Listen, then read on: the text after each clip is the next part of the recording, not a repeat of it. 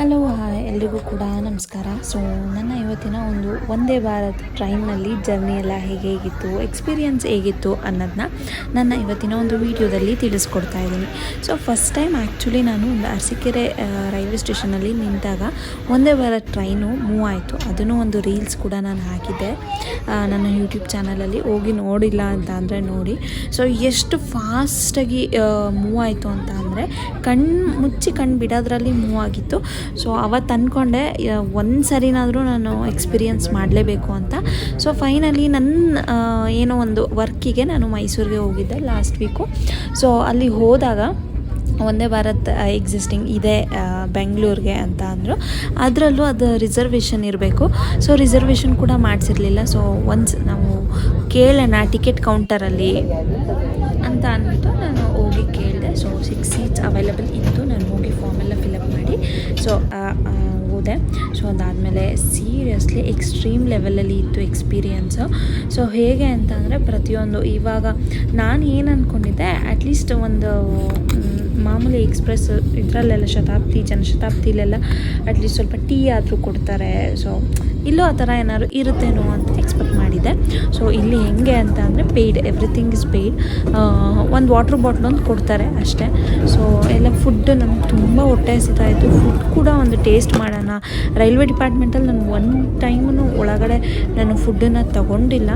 So one time check ಮಾಡೋಣ ಅಂತ ಅಂದ್ಬಿಟ್ಟು ತಗೊಂಡೆ.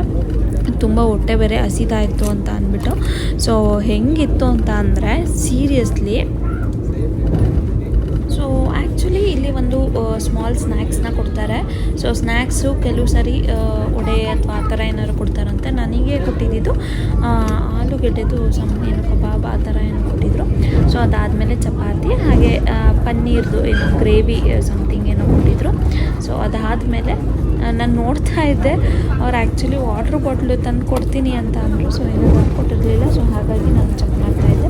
ಸೊ ಚಪಾತಿ ಅಂತೂ ಫುಲ್ ಬಿಸಿ ಇರುತ್ತೆ. ಹಾಗೆ ತಿಂತಾ ನೆಕ್ಸ್ಟ್ ತೋರಿಸ್ತೀನಿ ಬನ್ನಿ. ಆಮೇಲೆ ವೆಜ್ ಬಿರಿಯಾನಿ ಒಂದು ಕೊಟ್ಟಿದ್ದರು, ಹಾಗೆ ಕರ್ಡ್ ರೈಸ್ ಒಂದು ಕೊಟ್ಟಿದ್ದರು. ವೆಜ್ ಬಿರಿಯಾನಿ ಮತ್ತು ಕರ್ಡ್ ರೈಸ್ ತಿನ್ನೋಕ್ಕಾಗಲಿಲ್ಲ. ಅದನ್ನು ಅಂದರೆ ಅಲ್ಲಿ ಟೈಮೂ ಆಗಲಿಲ್ಲ. ಆ್ಯಕ್ಚುಲಿ ಒನ್ ಅವರ್ 45 ಮಿನಿಟ್ಸ್ಗೆಲ್ಲ ನಾನು ಬೆಂಗಳೂರಲ್ಲಿ ಬಂದುಬಿಡ್ತಿದ್ದೆ ಮೈಸೂರಿಂದ. ಸೊ ಹಾಗಾಗಿ ಟೈಮ್ ಆಗೋಗುತ್ತೆ ಅಂದ್ಬಿಟ್ಟು ನಾನು ಇವೆರಡು ಮಾತ್ರ ಜಸ್ಟ್ ಮಾಡಿದ್ದು. ಸಖತ್ತಾಗಿತ್ತು. ಚಪಾತಿ ಮತ್ತು ಇದು ಗ್ರೇವಿ ಮಾತ್ರ ಸಖತ್ತಾಗಿತ್ತು. ಬಟ್ ಪಲಾವ್ ತಿನ್ನೋ ಅಷ್ಟರಲ್ಲೆಲ್ಲ ಹೋಗ್ಬಿಟ್ಟಿತ್ತು. ಬಟ್ ಓಕೆ, ಬಟ್ ಸ್ವಲ್ಪ ಕಾಸ್ಟ್ಲಿ ಅಂತ ಅನ್ನಿಸ್ತು. 220 ರುಪೀಸು ಇದಿಷ್ಟಕ್ಕೆ. ಆಮೇಲೆ ಇದು ಆ್ಯಕ್ಚುಲಿ ಅವ್ರು ಕೊಟ್ಟಿದ್ದು ನನಗೆ. ಸೊ ಕಾಂಪ್ಲಿಮೆಂಟ್ರಿ ಅಂತ ಇದು ಕೊಟ್ಟರು. ಸೊ ಇದಿಷ್ಟು ನಮ್ಮ ವಂದೇ ಭಾರತ್ ಟ್ರೈನಿನ ಕತೆ ನಾನು ಹೋದಾಗ ಆಗಿತ್ತು.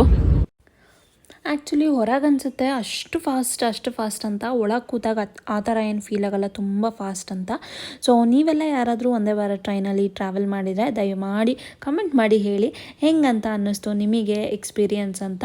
ಹಾಗೆ ಚಾರ್ಜರ್ ಎಲ್ಲಿ ಹಾಕೋದು ಅನ್ನೋದು ನಿಮ್ಗೊಂದು ಕ್ವೆಶನ್ ಕೇಳ್ತೀನಿ, ಯಾರು ಟ್ರಾವೆಲ್ ಮಾಡಿದರೆ.